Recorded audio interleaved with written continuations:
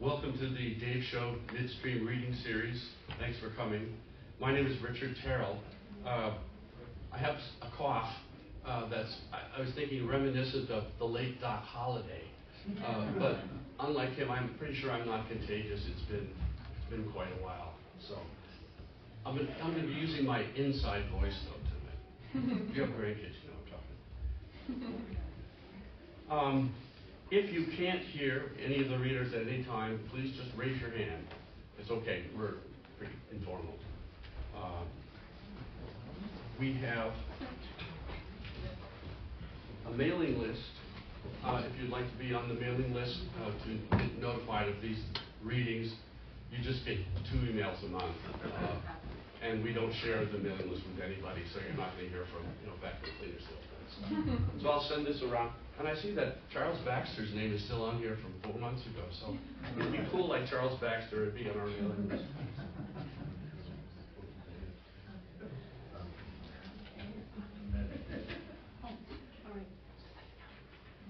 We have a website, midstreamreadingseries.wordpress.com, and there you'll find future readings, and also this is recorded, and so if you want to hear it again, you can go to the website, and in a few days or weeks it'll be up, or if you know someone who missed tonight, they can see the reading on the website.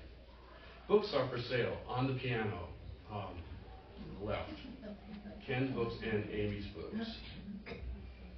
And most importantly, the bathrooms. Turn right, go to the end of the hall, turn right again. You can't miss it.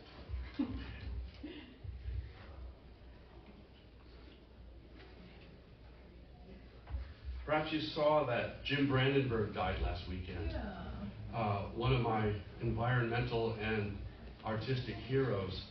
So I'm going to read an old poem of mine that takes images and words from his wonderful book, Chased by Light, if you know that. Last places, north. Maybe evening primrose against a threat of rain. The silhouette of jack pine against the newsprint surface of a lake in wind. Maybe drumming grouse in spring, the last spring. A raven or gull, undistinguished, indiscreet, sounds of wings beats. The last place you can go where no one has ever been. Maybe you won't even know you're there. A place like a pocket of air. A place curved or written only in water. A dry moment unremarkable except for its existence in a wet season. Because some of the places weren't beautiful, they went unvisited right up to the moment of their destruction. Gone the whir of the June bug, the smallest scrap of birch paper, broken branches, a network of contradictions. When the places disappear, there will be only nowhere to go. Even people not yet born will have changed, like an image to be painted on glass and held to light. Maybe rose hips in snow, angel configured in the stripped bark of a Norway pine, skeleton of cedar, the sleepless path to the lake. Death will be meaningless without the widowed places. No last encounters with frozen shorelines or unfished streams. No chance to accept our undoing for the sake of what remains, like a red leaf in a dark pond. Maybe a heron lifts away like a match set to tinder, or aurora borealis, the rising green and white light on the day your father dies. One letter in a white word, the last word.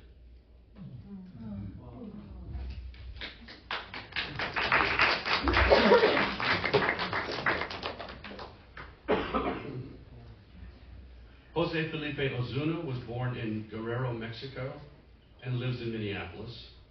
He is a 2022 UndocuPoets Fellow and a 23-24 Mentor Series Fellow.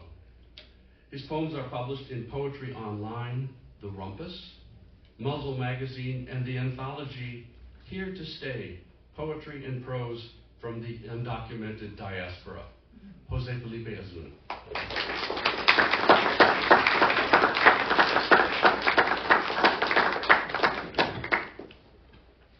Everyone, can you hear me okay? Okay, great. Thank you, Dick, so much for inviting me to be here. It's really nice to see a really packed room. It's exciting. Yeah, I'm going to read some poems. I got one short one and then two longer ones. Like my bio said, I was born in Mexico.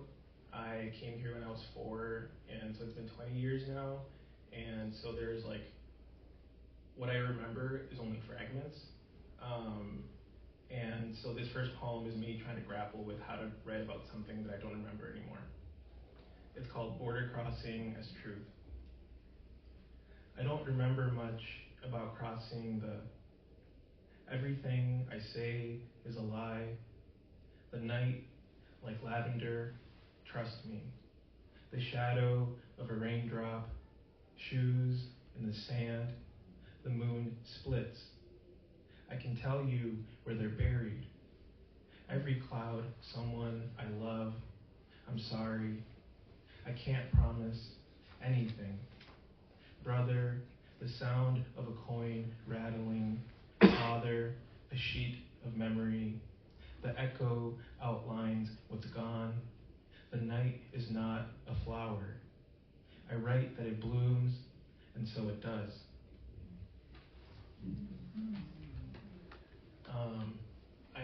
So I've been in this like big research phase in my writing right now. And one of the books that I just finished is called Tell Me How It Ends by Valeria Luiselli, where she talks about the migrant children crisis in like 2015, 2016. And one of the things that she talked about was how it's so hard to put these migrant children's stories together because there's no real beginning, middle, or ending. And I was thinking about that, and I was also thinking about Matt Rasmussen's poetry collection, Black Aperture, which is one of the best poetry collections of all time, I think. And he has a poem in there called Elegy in X Parts. And so I stole part of that title for this poem. It's called Border Crossing in X Parts. I guess one last thing I'll say is like I feel like all my poems are me and aren't me, and I feel like this poem especially takes on multiple voices. Border Crossing in X Parts. X, forgive me. I used to believe in something. X, I knew a girl who didn't make it. I found her bruised and gray. Her nose was beautiful, still.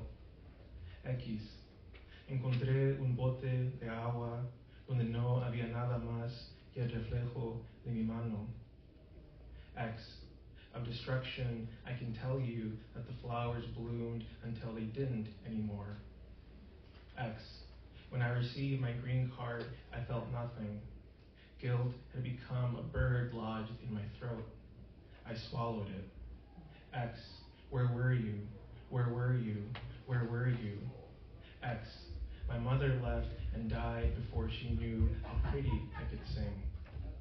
X, there's a tree I sit beneath when I'm feeling lonely. You said you'd find me there. X, I walked for days in the desert waiting for someone to find me. I shimmered in the distance, even the wind blew through me. X, in detention, I learned to make pillows of my hands. I didn't dream once, the concrete showed me nothing.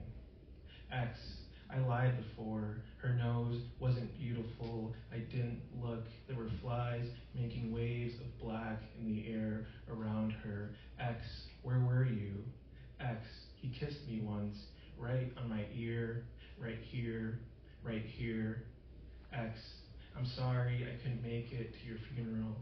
I was so afraid they'd kill me next. I'm not afraid anymore. X, Abba ate first every evening. The moon, a bell struck every time he called my mother's name in the dark. X, hermano, llego en 2 días. Me escondo en el viento. La tarde me amenaza. X, forgive me. One day I saw my hands and didn't recognize them. X, Theo gave me a condom before he left, already open. I put it on. It was dry, soft. I played with myself until I didn't come. X, the clouds are full of milk. Said he'll carries me on his shoulders. We haven't eaten for days. His back, a boat with sails made of skin. X, I confess, I'm still scared. X, Ami marked my height on a tree. Each horizontal line, a new beginning. In the desert, I kept track of days by counting graves. X, los recuerdo. Sus nombres stitched my eyes shut. I see their faces in the dark. X, barefoot, my feet were hot in the sand. The agent handcuffed me, winked, ran his finger down my neck. X, Maria, it was your touch that carried me across. X, yesterday we threw rocks across the border. La Migra shot at us. We caught their bullets, turned them into coins we slipped into our pockets. X, where were you? X, forgive me. X, my first night here, I said nothing. I watched the sunset and the sky collapse. It was red and so violent, so American. X, so American now, I no longer remember why I left, why I came here. X, forgive me. X, forgive me. X, where were you? X, forgive me. X, forgive me. X, abuelo, I leave tomorrow. I'm bringing your picture with me. I'll send it back when I arrive. X, if someone told me we were leaving and never coming back, I don't remember. Who are we in this moment? Smoke, a handful of longing. Outside my childhood home, a door appears. It's not shaped for us, but we walk through it anyway. X, forgive me. Luis had a spot of green paint on his jeans. It was there when he died. Under the small shadow of a cactus, he told me it was paradise. I believe him now. X, last night I had that same stupid dream, the one where I don't leave. We're in bed. You hold my hand tight enough to bruise. X, I wake up and scream into the sun. It echoes in the distance. Your absence now, the shadow I carry.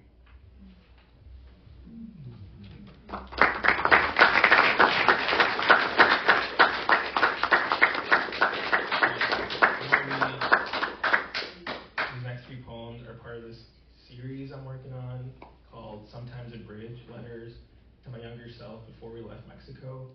I think the only context you really need is that my middle name is Eduardo, and it's the name my family calls me, and that's who these letters are addressed to.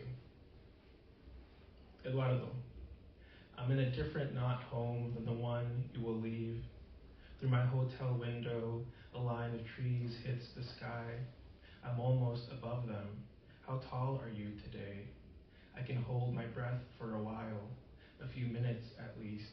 It changes things to think about you breathing. I've learned that air feels different depending on how alone you feel. It was this bird flying into a tree, brown, white belly, thrashing around the green until it landed and seemed almost to be gone. I don't know its name. I don't know the names of most things. Your family calls you Eduardo, so I will too. You're the third brother in my life. I forget that I'm also my family. They call me Jose here. Sometimes a name is a bridge. Another bird joined the first, circling a different branch of the same tree. It was those animals that got me thinking about you today, or us, our body, our shared time. What kind of bird lives inside you right now? The birds here are gone. Describe the wings you want to grow. What is it that time collects, if not distance? I'm sorry. I trace the outline of our hand with my finger when I'm anxious. I remind myself that our body moves and so flows and so cuts through the world, our body wounding the world that wounded us. It was these birds, barely visible, almost not there at all, almost nothing. That made me think of you. Eduardo, can you describe the moon for me? There is a place you haven't even begun to think about. It's evening here. Little spots of sun are dappling my neighbor's fence, their blue house. I touch flowers when I see them, pull leaves off branches and crush them in my palm. My thighs burn when I ride my bike. I sing badly, dance worse. I think this might be easier if I didn't love this life. Can you describe the moon for me? I'm hungry for the cold. When I visited, I did not see you, though thought of you often. What does mama sound like before? I can't imagine how small your hands are. I remember now that you'll cover your hands in paint and place them on a snow globe. Baby blue on white glass. We had it on the Christmas tree every year until it broke. Draw yourself. I know we must look alike, but I'm forgetting. I'm sorry you'll have to cross the border. I know you don't know what that means. Your hands will grow. The moon is supposed to be full today, over here. Maybe for you too. It's hard, I know, to feel so small. But look, I can cover the moon with my thumb. We look like this, touching things no one promised us. This will be the last poem. I think there are like 3 main inspiration points for this. There's this weird British rock band that only released one album called Life Without Buildings, and they the singing style is very sporadic and very avant-garde. And then there's also Diana Coyne-Wynn's poetry collection called Ghost of, and some of the poems in there really hinge on this repetition and just weird vocal affect. And then Ingrid Christensen's Alphabet is this amazing book where she begins the book by saying apricots exist, and it builds on that. It just it ends up talking about war and the creation of the atom bomb, and it has this insane ability of dealing with both mundanity and just devastating war. So yeah, indebted to all those artists for this poem, and thank you again for coming out. Eduardo. Green exists, and blue and red, and the smell of smoke, the smell of green, yellow and orange and black. I think of you now, and blue, I think of you now. The leaves burst and ash, the leaves exist and ash, but still exist. Do we exist? Who are we? Steam and the snow. Sometimes the snow blinds, sometimes the snow green exists. Sometimes the snow, blue snow, green sky. I think of you now and always. Salt exists. Do you think of me? Evenings exist, and who am I to you? I think of you and your body as an envelope. Blue exists, and your body is an envelope with what inside? Our mouth a horn we learned to play. We exist, and our body is an envelope. Our names etched all over its white snow. Inside us, a melody. It sounds nothing like silence. Our names nothing like silence. We exist. Our names, we sing them in the dark. Our voice a light, like blue snow, like blue snow. Our names like blue snow. We sing our names. We exist, and so we sing. I know we exist because we sing. This is how we sound. Thank you.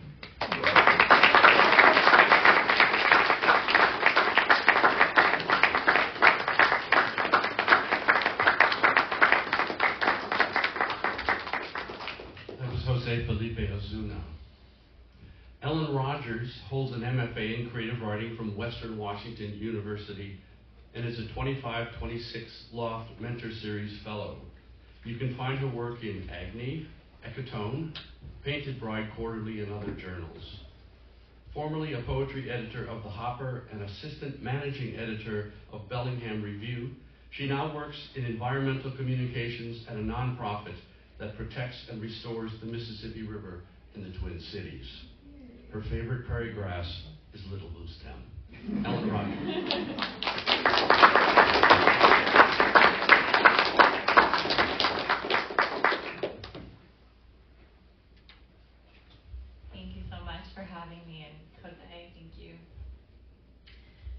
Last month, I traveled with my partner and our kids down to St. Louis to visit some in-laws, and it was the first time in decades, I think, that I had to go to the basement and spend some time there while the tornado sirens were going, and it was the first time for my kids to experience that as well. So I thought I'd start with a tornado poem. How I brought tornadoes down on Ramsey County. At 7, I kept a kit in the basement for storm season. Backup snacks, flashlights, a flimsy radio. But I wanted static on that radio. I wanted power outages. I wanted weather to tell me the weather for once. I wanted the clock to shut off for good. I wanted it all out of order. When clouds gloomed, bruising before any strike of lightning and sirens droned warnings, I made sure Ramsey County blinked red on TV. I counted the first drops until the wind chimes rhymed the startled sky and spun sideways, my senses overwhelmed. But then, one storm, our house shook as if the thunder came from under and all around us, and I did not want it anymore. At the center of the funnel between damage and damage is a place that's safe. I had never known the contrast. I had never looked it in the eye. It passed me by. All I saw after were broken stalks, trees uprooted, flooded streets, worms stale and lost on sidewalks. Can you imagine my shame? I hurried them back to the dirt.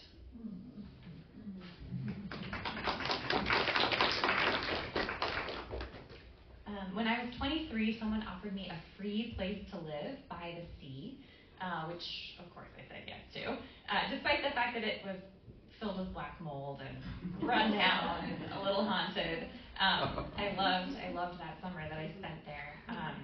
One thing I didn't know when I moved in was that the well that we got our water from was uncovered, which of course is dangerous.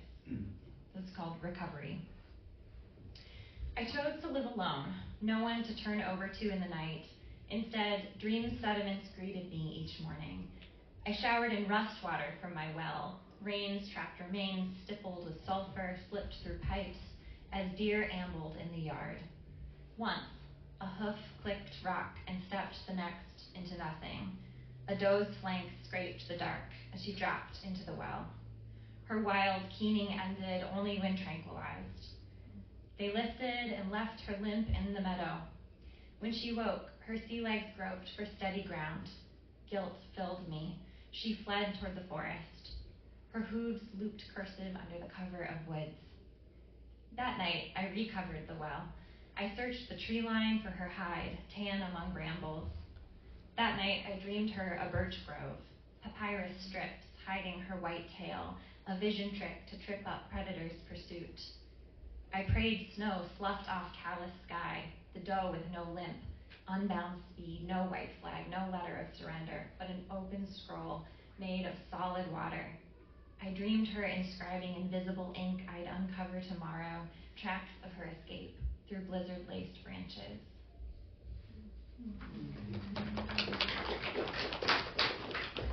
I was joking with my partner Lewis that maybe the reason I'm drawn to writing about that first time I lived alone is because I very much don't live alone right now. Two small children.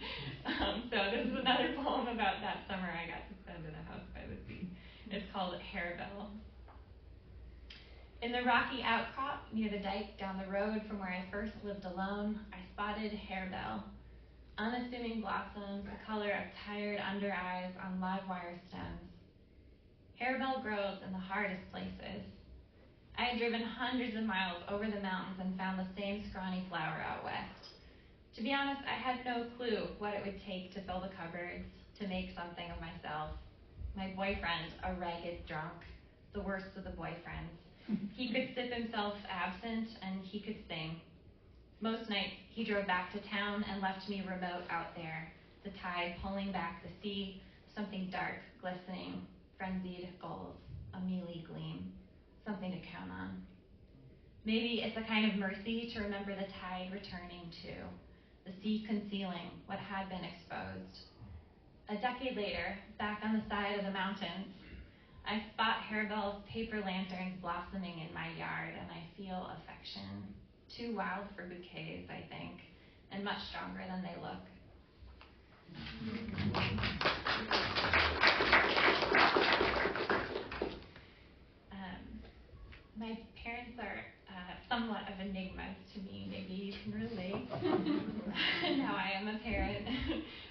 will be too. I learned when I was an adult that my dad had briefly entertained the idea of becoming an orchardist. I had no idea as a kid, and so this poem is me imagining his open heart surgery. It's called Bypass. A stranger saw my father's heart, sawed his breastbone in two, saw chambers of tired desires held in fascias feathery down behind velvet, irreversible curtains. The stranger parted the curtains. Did he see my father's dream of orchard keeping there? Low hills crested with first frost, a record of original reds, an old shade where he would rest his kept ache from before we seeds were born, then born by wind away. Before we clamored glad to our parents' laps, hay and mud and twiggy nests of tangled hair, cider dripping from our lips. From a low branch, the surgeon snipped a scion, a bypass graft, stitched shut the open orchard in its autumn fog, where ripening apples hang in even golden rows, uneaten and drop.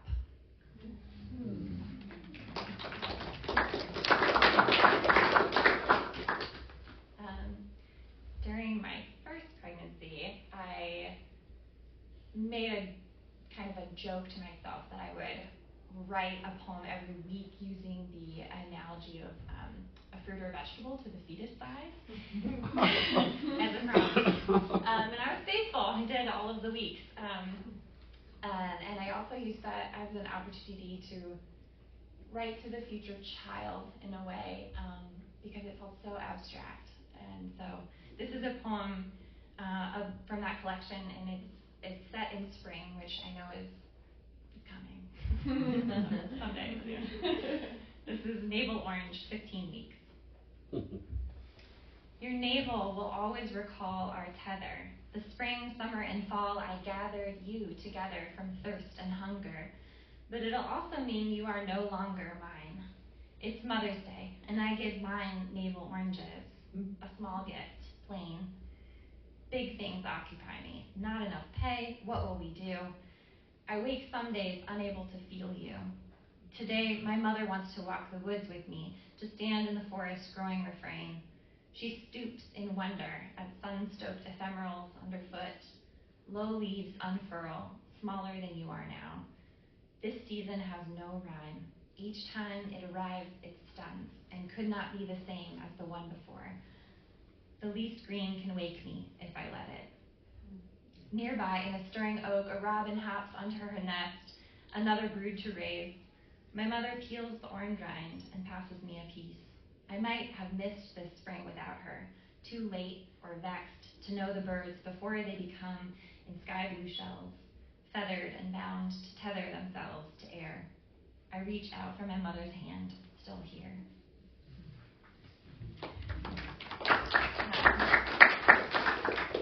I was faithful to all those prompts, but sometimes they didn't work out very well. So you should all feel very grateful that I've edited out the bananas from At the Lighthouse Museum, 21 weeks. X's mark Rex on the map. Lake Superior is famous for this. Its waters so deep, sounding is useless, even near shore. Rusty, magnetic cliffs spin a ship's compass like a broken clock reeling into the future. November's gales claim the most boats. You'll be born that month, like I was. At the top of the lighthouse, the lens that flashed to the lost does nothing now. But years ago, someone would light a wick lamp and crank by hand the array of fragile glass in a brass frame afloat on a pool of mercury. They'd swing round hundreds of prisms that gathered rays into one strong signal. How elaborate survival can be. Even with this beacon, rocks still split shift. When you're at sea, and you will be, all I can promise is I'll try to catch the light and bend it toward you. If you are curious how bananas did at one point fit in that poem, I'll be happy to. Okay, I think I wrote 2 poems in that whole first year of motherhood, and this is one of them, called Magical Thinking. Dazed through moonless nights, I check her face, a clock without hands. Every few hours, my solid body becomes a sudden headwaters. She wiles rivers of milk from what seemed stone. I show her how to pinch open a snapdragon's jaws. Meanwhile, she reaches for bees. I show her how to pocket a seed under dirt. She eats the earth from her fist. Her eyes gleam like fish lures in the murk of midday. The way crows call to her. The way she tethers strangers. The way her mouth apertures to grin in all the light. Trying to write about my child is like staring into the sun. Months pass. I'm lulled. She steals my pen, wields it like a wand, casts it away again. Charmed like the rest of us, the wind rushes over the lake to meet her. She waves, hatless, unassailed. Is this what I feared? When she mouths, "Mama," I appear.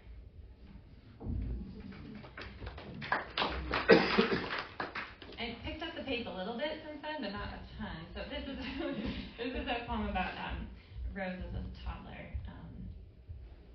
And I thought she was experiencing death for the first time. Animal death. It's called Collision. We were in the kitchen when the bird hit the door like a glass drum, the thud so final, my child stared. What had flown only a moment ago, now grounded and still. Expecting something like this, we had promised we wouldn't tell her it's only sleeping. But what instead? Relief when the bird resurrects itself. I notice a smear, the impact site bloody. She won't see, I hope. When she's distracted, I'll wipe it clean. I touch our side of the pane as if to atone for the way. Our closed glass door, it looks like freedom. The disintegrating flyway, the nearby grasslands turned box stores, the freshwater flow cluttered with tiny plastics. My fingers are red, just finger paint, actually, still wet from long before the bird. My daughter must have looked up from what she was painting and looked out. She must have pressed her red hand against what separates.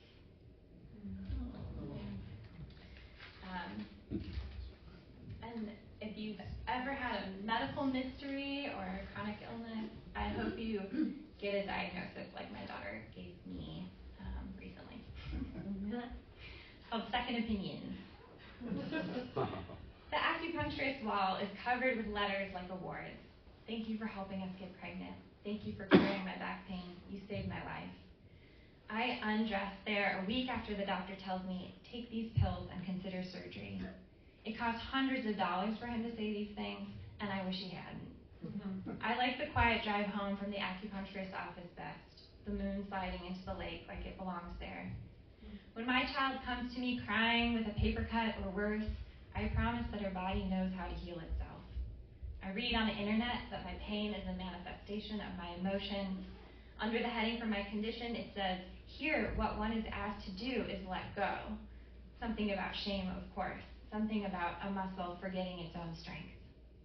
My daughter gets out her doctor's kit and approaches me with an otoscope. She's giddy about her findings. You have a zebra in your ear, she tells me. This shot will help, and it's her tiny fingers pressing on my arm. She climbs into my lap with a stethoscope, and I cradle her close as she listens to my heart. She instructs me to take a deep breath, then echoes out loud, boom, boom, boom, boom. Sounds beautiful, she tells me.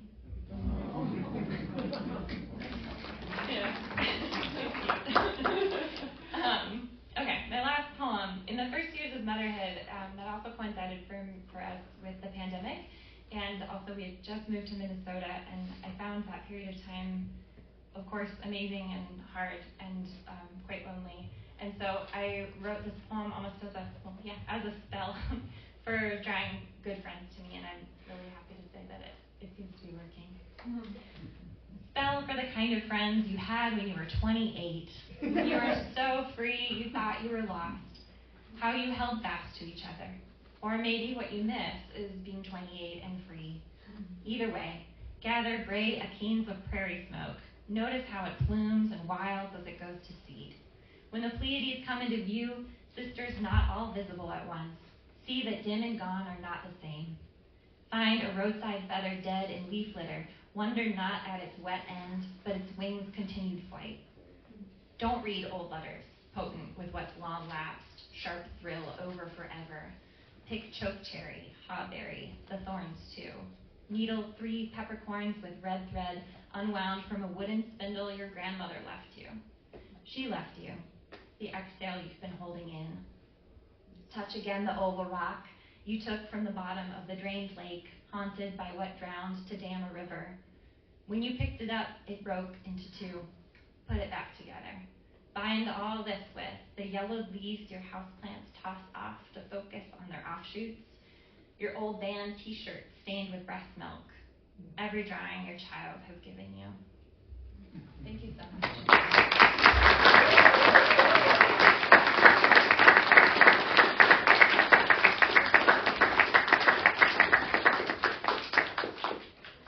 That was Ellen Rogers. Ken McCulloch was born on Staten Island, but spent most of his childhood in Newfoundland.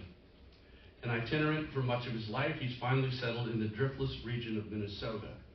His most recent book, poetry, his 9th, is Dark Stars, through Red Dragonfly Press. McCulloch has received numerous awards for his poetry, including the Academy of American Poets Award, a National Endowment for the Arts Fellowship, the New Millennium Poetry Award, the Blue Light Book Award, and the Capricorn Book Award. McCulloch also has collaborated with Cambodian poet U Sam Ur, a Pol Pot survivor, on a bilingual edition of U's poetry, Sacred Vows, and a memoir, Crossing 3 Wildernesses. Most recently, he edited Crossings, an anthology of the Poets Laureate of Winona, Minnesota.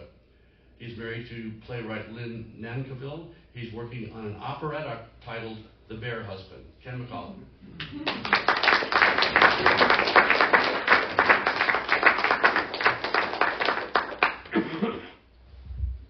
Thank you. Did Emmett get here? Hey, there we go. Good to see you. Nick. I'm going to start by reading a poem that has 2 long epigraphs from Psalms. I'm going to skip over those. It's titled Broken Gates. When I came to live here 50 years into my life in this valley cut by the river, all I knew was wandering. But this, the driftless region, is what I breathe and drink now. Today, in bleak midwinter, the earth glazed and dreaming of the long life, my days grow short. I recall the taste of sunflower, prickly pear, and chokecherry, mint, wild licorice and grape, the rank tastes of flood and choking wildfire. 1,000 years ago, the taste of water here, the honey in the trees, the flowers and the grasses, how the air tasted, the morning dew favored by the deer, fog on the skin, a black cap bursting on the tongue, the flesh of goat, of deer, of bear, and elk. When we were still on speaking terms with the crow, the rattler, and the coyote. Bones of our horses and dogs are buried here. We shovel the droppings from the barn and mix it with compost from our table. It takes our time, our blood, and feeds us. I know the taste of okra from the garden, sweet corn, tomatoes, and arugula, Brussels sprouts and blue Italian beans, and these stunted carrots, the soil not ripe, pale orange gnomes from Peer Gynt's wildest nightmares. I know apples, rhubarb, pears, and little plums. Today, I bless the fences fallen into disrepair. Bless the rainwater in the cistern. Bless the long throat of the well, 500 feet. Bless these twisted implements turned to rust. Old herbs sweat transmuted into apples. Bless the flicker, nuthatch, and the chickadee. And bless you and you and you tonight. and most of all, bless you, my son. Do not subdue and do not have dominion. You are husband to this land and steward. Enter these broken gates with thanksgiving. We have brought you the old songs tonight. If you're friends and you would listen, sing most of them the same way, and come up with new tunes for the others. Just keep them breathing. In autumn, when flocks are passing overhead, take the river and greet them with a joyful noise.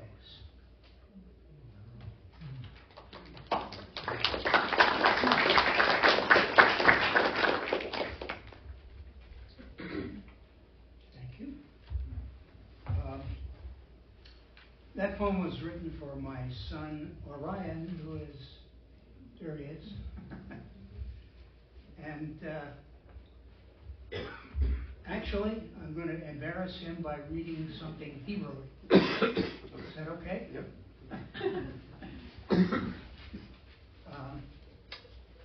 He wrote this in 6th grade, and he entered it in the middle school contest. And the kids in the 7th, 8th, and 9th grades were really pissed off. He got first place with a prize of $600. Wow. I'm thinking to myself,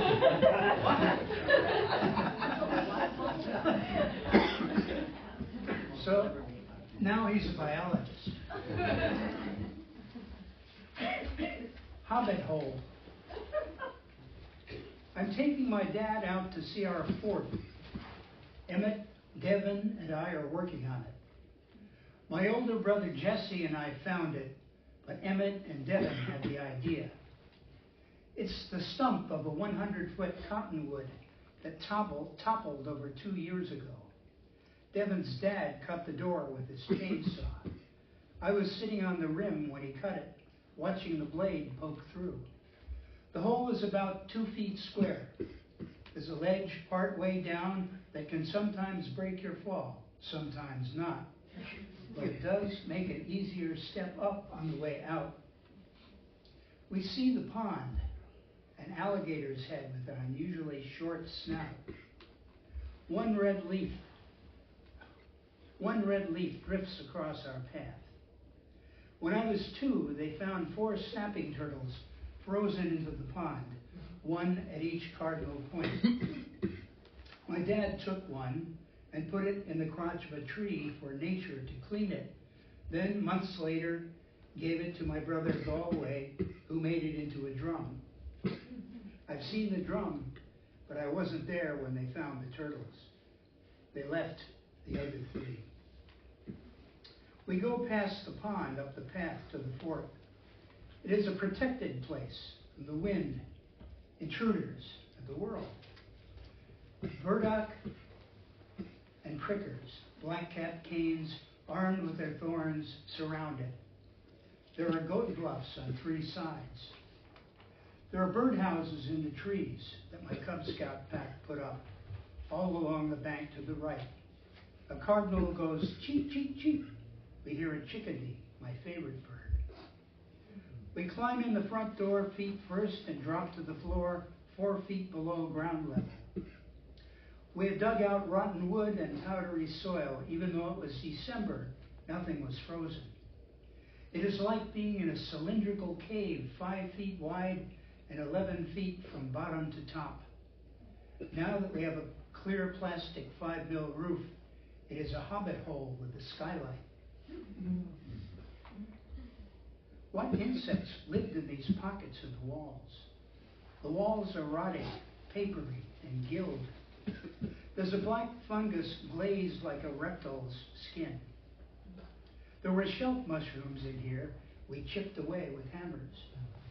Roots in the floor poke you when you sit. There's room to curl up and sleep. Emmett's baby brother Jasper, how tall is he now? 6'5". 6'5". Emmett's baby, Brother Jasper likes to crawl into the huge fallen trunk that my friends and I take turns sitting on and being a lookout. This is the best fort we've ever had, and maybe the best we ever will.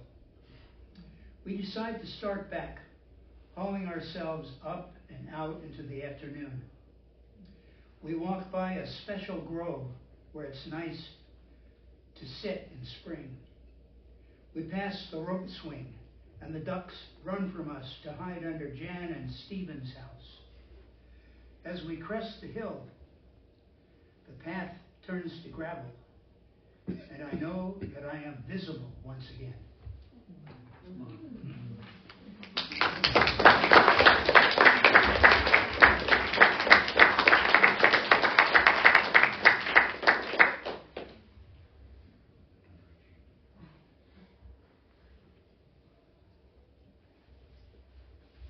Jose, I'm going to read a poem for you, titled The Border. I have secrets I will tell no one, not even you, waiting across the border. I set out over the slack-jawed prairie, every village marked by a white letter high on the side of a hill with acne, and all the other signs along the way. The snake shedding its skin, pale, blind eyes. A dead crow, limp, blood on its pointed tongue. The juvenile eagle trying to lift the duck with a broken neck, but it cannot. Save you, all my friends dead-ended early. When evening comes, they rise from graves, and a wall of flame spontaneous ignites on the ridge above them. Though I live alone now, every night I return, and there's a crowd around my house. In my last life, I was a good tap dancer, but this time I've numb clubs for feet. Nevertheless, one step, then the next. Between this iris and the river is a face carved in the shape of my life, but I'll never see it. I never will.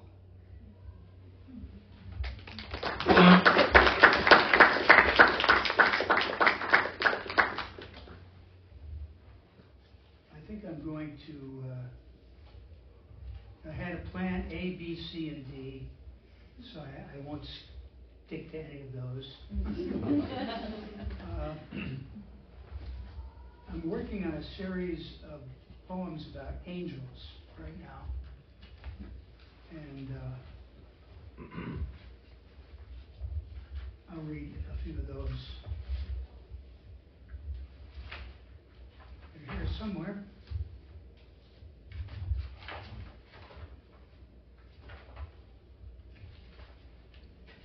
My wife isn't here tonight, but if she were, she would be shaking her head at my not having the pages in the right order. I know they're here.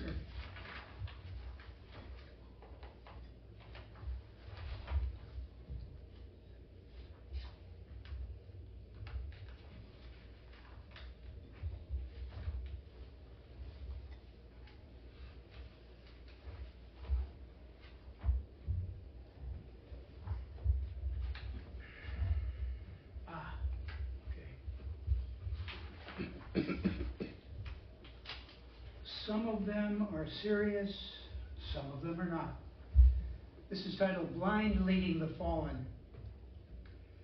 The first place I noticed them was the beach at Edisville. 3 of them, tall, oddly shaped.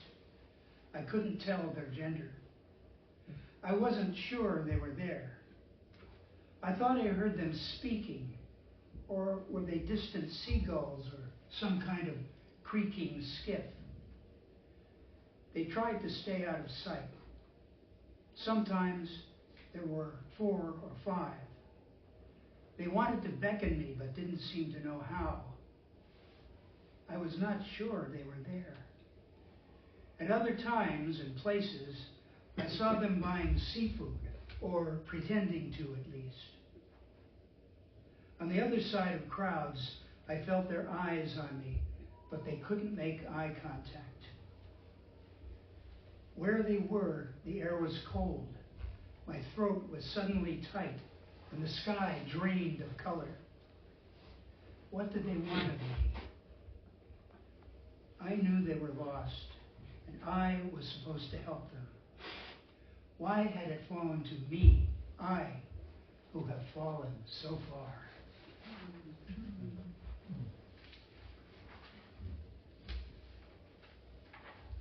Here's one that's, Nick, I'm going to read this for you, set in Italy. Fra Filippo Lippi speaks of angels. And I should say, if you go back and look at Fra Filippo Lippi's paintings of Virgin and Christ Child, all the Christ Childs look like Charles Lawton. Fra Filippo Lippi speaks of angels. The angels I saw were the same as those that lingered around Fra Angelico, mischievous, curly-headed, often thoughtful. Masaccio's crowd was older, but of the same stock, though their clothes were thicker and they had a different smell. During the time I was kidnapped by Moors, their angels were dark and quiet, and I learned to listen from them. You may wonder why my baby Jesuses looked like ugly little old men. Well, no one posed for them, and I meant no insult, but my hand had a mind of its own. Maybe it was to show that the Son of God was just as plain-looking as the rest of us when he was an infant. Then he grew from that awkward hatchling to the luminous being I saw lurking in hills and palaces near the end of my time. And I'll end with a short one. I had a bunch of anti-poems. I'm not going to read any of those. The Case of Roy Orbison. Don't get me wrong. I'm not saying that Roy Orbison was an angel, but I wouldn't have put it past him. At least he had the voice of an angel. They say he wore sunglasses because his gaze was so intense he could blind you if you looked at him straight on. I listen to him only when nothing else will cure me. Thank you.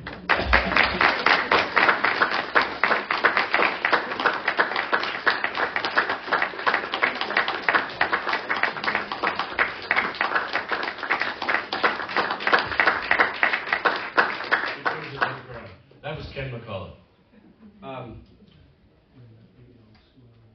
Unity Unitarian provides us this lovely room and great sound system for no charge.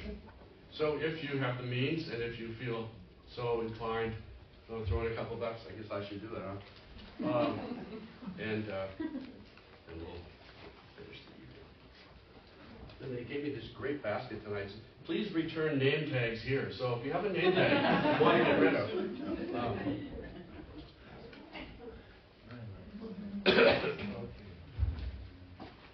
And afterwards, some people usually gather at Sweeney's, which is conveniently located about 3 blocks away, and usually in the back room where we can actually hear. So please join us. And also afterwards, talk to tonight's readers here in this room as well, and take a look at some books. Amy Fleury is the author of 2 collections of poetry, Beautiful Trouble and Sympathetic Magic, both from Southern Illinois University Press's Crab Orchard series in poetry, as well as the chapbook Reliquaries of the Lesser Saints from Rope Walk Press. She is a past recipient of the Amy Clampett Residency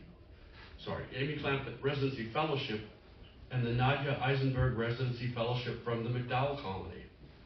Recent poems have appeared in Image, 32 Poems, Swamp Pink, Los Angeles Review, and other publications, and have won the Mary C. Moore Award from Southern Indiana Review, and the 2024 Best Spiritual Literature Award in Poetry. She lives and teaches in Eau Claire, Wisconsin. Amy Fleury.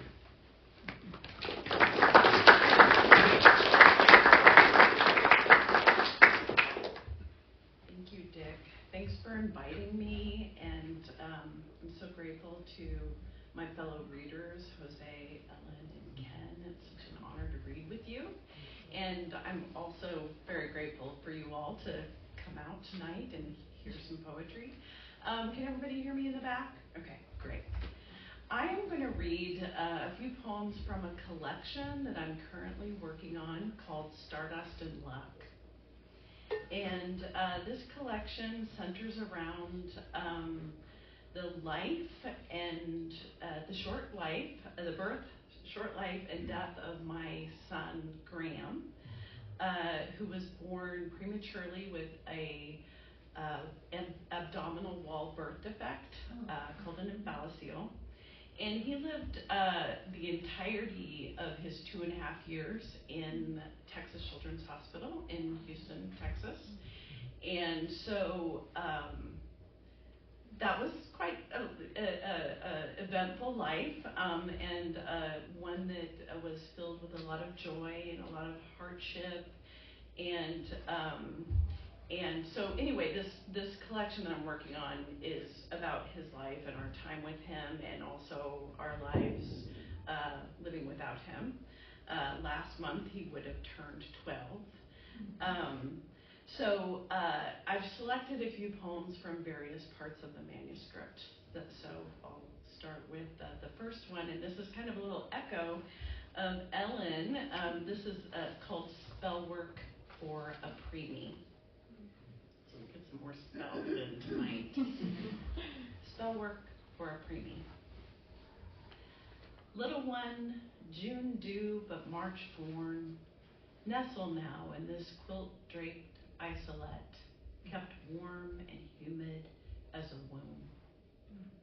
While your lavender lids are still sealed, and your temples downy with lanugo, I, your earthbound mother, cast my ward over you. May all finger pricks and heel sticks come to nothing, though your blood is wrung into tube and vial. In time, may your breath convey your cry unimpeded by machines, and your voice sing gladness or dissent, whatever is your will. May no harm breach the thicket of protection I have spoken around you. May no poison touch you, nor any person humble you. Such a fragile miracle, whose birth was attended by a score of blue-gowned angels. May your thin limbs grow sturdy and your lungs robust, so they will carry your animal self into a future scented with snowmelt and moss. I hope you will nap on a pallet of pine needles and wake amazed to the Milky Way. Should you become lost, remember how in the struggle to be born, you declared a desire to be alive. I cannot inoculate you against hardship, though it be your origin. Little one, my wish for you is to thrive in the forest of your life.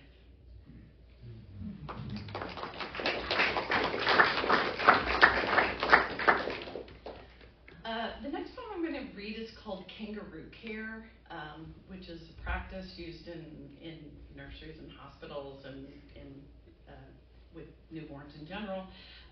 But it's very sacred in a neonatal ICU setting, and it's often called skin to skin, and it helps the baby regulate their temperature and their heartbeat, and of course it promotes bonding and those sorts of things, which is very hard sometimes because these babies are in isolettes and they're intubated and they're connected to lots of wires and things like that.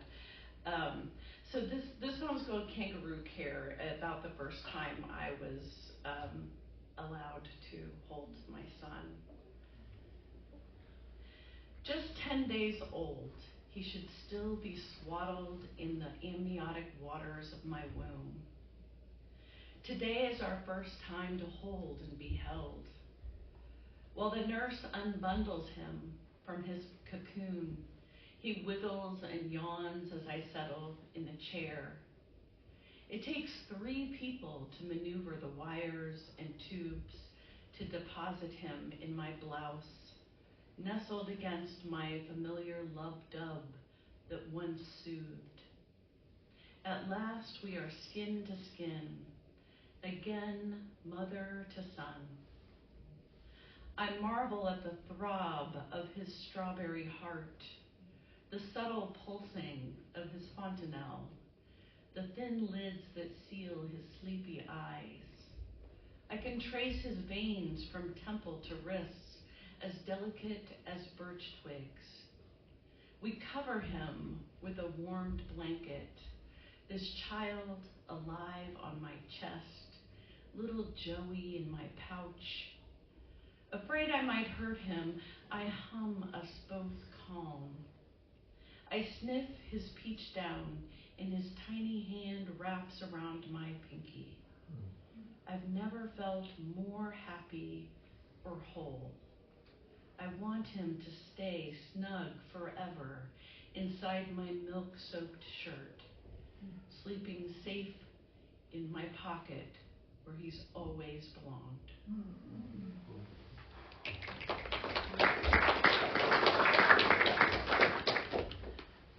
One of the really joyful aspects of hospital life is, one of the reasons why I write about all of these hospital things. Obviously, that's my son's experience in his life, but it was also his home, and it was his only home. And a lot of people have like a lot of negative connotations of hospitals, but I always bristle at that a little bit because it is where he was born and lived and died, and it was his home. But anyway, there are lots of wonderful things that happen there too, in addition to sad and hard things. But one of the wonderful things that happens is music therapy, and Graham loved music therapy, and he had this wonderful music therapist, and this is a poem about that. So, and it's called "Every Good Boy Does Fine." Friday means music therapy with Miss Amy, dancing in with guitar slung on her back, bringing her sack of instruments, singing, "Graham's a fine musician, he practices every day. People come from miles around just to hear him play. Though the trach makes him voiceless, he clangs forth a joyful noise. His tiny xylophone chimes with no cadence but gladness. His little fist shake, shake, shake the sillies out with smiley face maracas and wiggle those waggles away. His gaze stays on Miss Amy, whose strumming charms all the babies in the unit, intent on the lift of her bright timbre into songs about raindrops and lemon drops and dragons. After some study, he connects the mallet to the hand drum she holds out for him, and he answers our applause with a strong stutter of stumps. "You did it," she cheers. In the NICU, no accomplishment is small. Before leaving his bed space, she fashions a collar of jingle bells on his zebra friend who dangles above his crib. He tugs it to send shivers of sound down the rows, knowing somehow that music is medicine.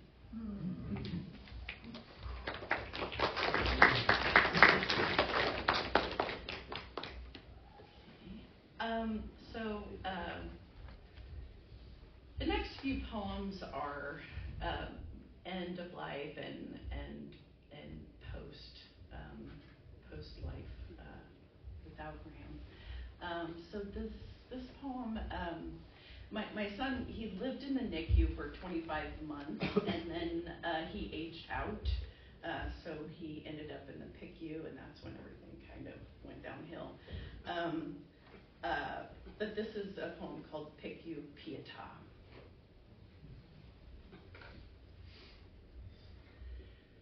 The others have gone, so I bring you down, my child, from your cross. I untether you from ventilator tubing and central line. In this bed, I pull you across my lap, kissing each eyelid, then your downy head. From your little foot, I unwind the pulse ox and tenderly peel the leaves from your stilled chest. I pray you felt my love with your every breath. All is now quiet. You are not here. Just this precious, flawed body briefly home to your soul. Perhaps you still hover in some dim corner of this place. We are alone together at the end, just as at the start. Come down, my son, into your mother's arms. I promise to hold you across time, through this life, through all possible lives.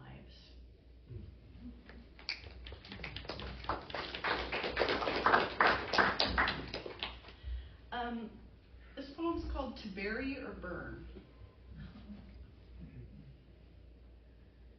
In the mild cologne of the funeral home, the mortician steps out to let us discuss the question.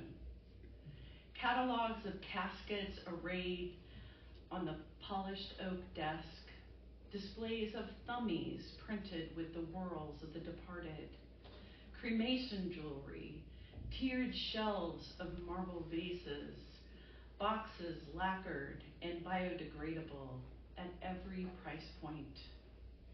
What to do with the body of our toddler who never toddled, our beloved child whose eyes galaxied with joy.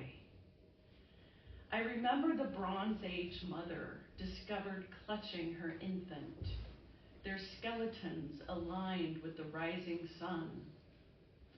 The grave goods were notched pottery in the canine teeth of 50 animals. Grief-fogged, I decide this is what I want. The barrow could be prepared by equinox, when I might lie down with my boy and together be heaped over with earth. Millennia hence, a scavenger might find us spading up a plastic amulet in the shape of an apple attached to some threads, thought to be used in rites of worship. No, I'm no Demeter. Can't follow my baby down.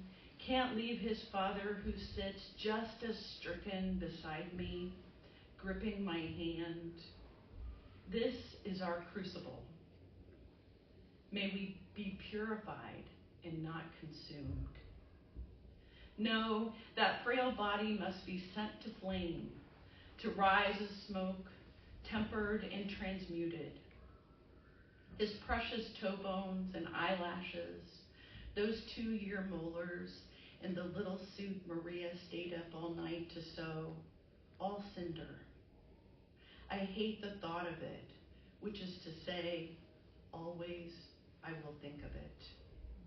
We will sleep within reach of the teddy bear etched urn on the nightstand. During storm or travel, the small silver vessel will stay in our keeping, go where we go, until one day I wish all our dust can be sifted together, then cast to the elements eternal. Yes, we'll tell that to the undertaker when he comes back in.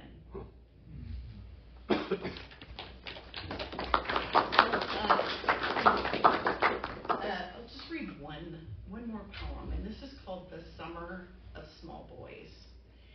And it comes with an epigraph from the writer Elizabeth McCracken, which is, whatever you have lost, there are more of, just not yours.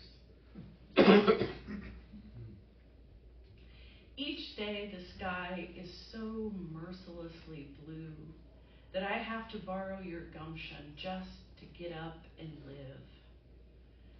Everywhere we walk, there they are, small boys in short pants that expose their dumpling knees, hoisted on their father's shoulders or burrowing, flushed and sleepy into their mother's chests. I cannot help my avid stare, trailing little guys on trikes and in grocery carts. Their chirping voices leave us stricken. By reaching for you, I keep myself from touching the milkweed floss of their hair, from sniffing their necks for the scent of sunscreen and sweat. We torture ourselves at a toy store, stirring through bins of Lego bricks, the pieces chattering under our hands. One boy opens his doughy fist, offers you his pirate guy. Together you find a sword, but not the tiny treasure map. People don't see the boy-shaped space between us. But I keep dreaming he wears dragon pajamas and runs ahead of us in flashing shoes, looking back to be sure we will follow him. Thank you.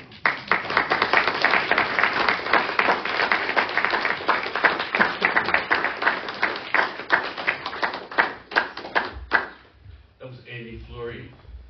Let's have a last round of applause for all tonight's readers. And thanks to all the readers, all the writers, and Amy Fleury.